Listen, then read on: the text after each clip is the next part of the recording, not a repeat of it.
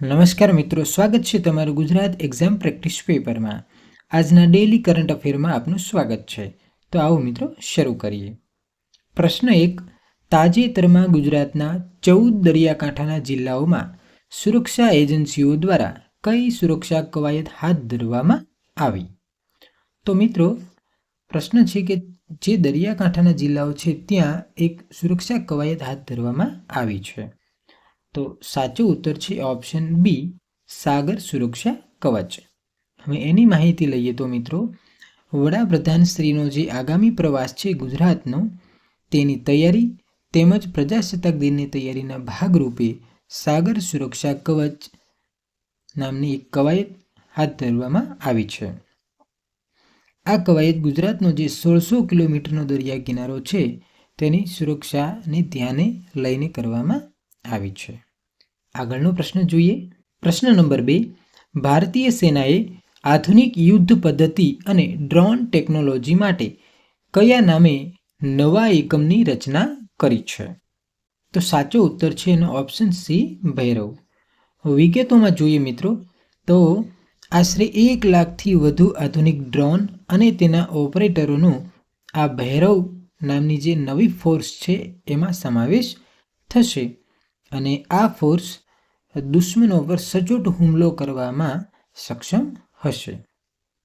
આગળનો પ્રશ્ન જોઈએ. પ્રશ્ન નંબર 3. 26 જાન્યુઆરી 2024ના ગણતંત્રના અવસરે મુખ્ય અતિથિ તરીકે કોને આમંત્રિત કરવામાં આવ્યા છે? તો સાચો ઉત્તર છે મિત્રો ઓપ્શન બી, યુરોપિયન યુનિયનના નેતાઓને. તો દર વર્ષની જેમ આપણે બહારના કોઈ વિદેશી નેતાઓને આમંત્રિત કરતા હોઈએ છીએ. તો આ વખતે 2026માં આપણે યુરોપિયન યુનિયનના જે નેતાઓ છે એમને આમંત્રણ આપ્યું છે અને એનો મુખ્ય હેતુ હોય છે કે એમની વચ્ચે આપણા વેપારો વધે, વ્યૂહાત્મક ભાગીદારી મજબૂત બને. નોંધનીય છે કે 2024માં ફ્રાન્સના રાષ્ટ્રપતિ ઇમેન્યુએલ મેક્રોને આપણે અતિથિ તરીકે આમંત્રણ આપેલું. આગળનો પ્રશ્ન નંબર 4. તાજેતરમાં ચર્ચામાં રહેલ સૂર્યાસ્ત્ર શું છે?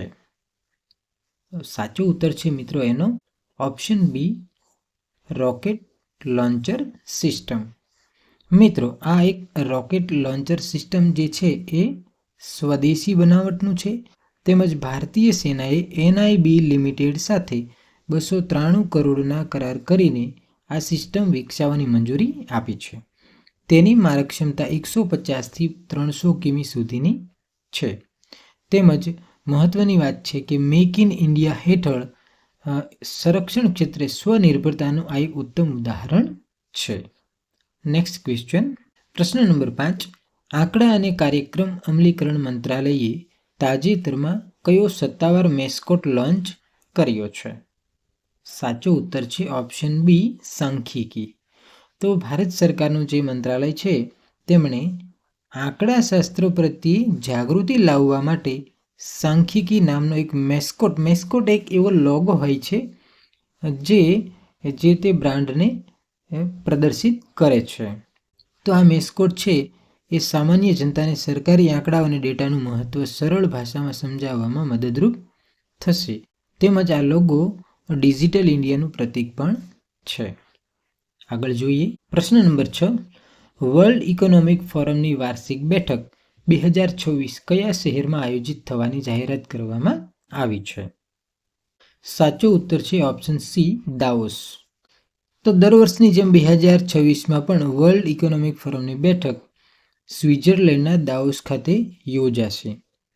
આ બેઠકમાં વિશ્વભરના નેતાઓ, અર્થશાસ્ત્રીઓ અને ઉદ્યોગપતિઓ મળશે જેઓ વૈશ્વિક આર્થિક અસમાનતા અને ક્લાઇમેટ ચેન્જ જેવા વિષયો પર ચર્ચા કરશે. Next question. પ્રશ્ન નંબર 7. કયા દેશ દ્વારા તાજેતરમાં આર્ટિફિશિયલ ઇન્ટેલિજન્સ સેફ્ટી સમિટ 2026નું યજમાન પદ કરવાની જાહેરાત કરવામાં આવી છે? સાચો ઉત્તર છે ઓપ્શન બી, દક્ષિણ કોરિયા. તો દક્ષિણ કોરિયાએ 2026માં આ એક સંમેલન યોજાવાનું છે AIની સુરક્ષા બાબતે. તેનું યજમાન પદ સંભાળવાની જાહેરાત કરી છે અને તેનો મુખ્ય ઉદ્દેશ્ય છે આર્ટિફિશિયલ ઇન્ટેલિજન્સના જે જોખમો છે તેને નિયંત્રિત કેવી રીતે કરવા અને તેના માટે આંતરરાષ્ટ્રીય નિયમો કેવા ઘડવા. આગળ જોઈએ પ્રશ્ન નંબર 8. મિઝોરમમાં વૈજ્ઞાનિકો દ્વારા સાપની કઈ નવી પ્રજાતિની શોધ કરવામાં આવી છે? સાચો ઉત્તર છે ઓપ્શન એ કેલામેરિયા મિઝોરામિનસિસ. તો મિઝોરમના જંગલોમાં સંશોધન દરમિયાન સાપની એક નવી પ્રજાતિ કેલામેરિયા મિઝોરામિનસિસ નામનો એક નવો સાપ શોધી કાઢવામાં આવ્યો છે, જે જમીનની અંદર રહેવાનું પસંદ કરે છે. આગળ જોઈએ પ્રશ્ન નંબર 9. ગુજરાતમાં આંતરરાષ્ટ્રીય પતંગ મહોત્સવ 2026 અંતર્ગત 11 જાન્યુઆરીએ કયા બીચ પર વિશેષ પતંગ ઉડાડવાનું આયોજન થશે? સાચો ઉત્તર છે ઓપ્શન સી શિવરાજપુર બીચ. તો દર વર્ષની જેમ સાબરમતી રિવરફ્રન્ટ ખાતે તો આ દિવસ ઉજવવામાં આવશે જ, પરંતુ ગુજરાતના પ્રવાસન વિભાગ દ્વારા દેવભૂમિ દ્વારકાના શિવરાજપુર બીચ ખાતે 11 જાન્યુઆરીએ પતંગ મહોત્સવનું આયોજન કરવામાં આવશે. ઉલ્લેખનીય છે કે Shivrajpur beach blue flag certification ધરાવતો બીચ છે, જે પર્યટકો માટે આકર્ષણનું કેન્દ્ર છે. આગળનો પ્રશ્ન નંબર 10. તાજેતરમાં નિધન પામેલા મનોજ કોઠારી કઈ રમત સાથે સંકળાયેલા વિશ્વવિખ્યાત ખેલાડી હતા? સાચો ઉત્તર છે ઓપ્શન સી બિલિયર્ડ્સ. તો ભારતના પીટ બિલિયર્ડ્સ ખેલાડી અને કોચ મનોજ કોઠારીનું અવસાન થયું છે, જેઓ 2 વખત વર્લ્ડ બિલિયર્ડ્સ ચેમ્પિયનશિપ જીત્યા હતા. તેમને ભારત સરકાર દ્વારા અર્જુન એવોર્ડથી પણ સન્માનિત કરવામાં આવ્યા હતા. ઓકે મિત્રો, થેન્ક યુ. તો આવા જ ડેલી કરંટ અફેર્સ માટે અમારી ચેનલને લાઇક કરો, શેર કરો અને સબસ્ક્રાઇબ કરો. Thank you.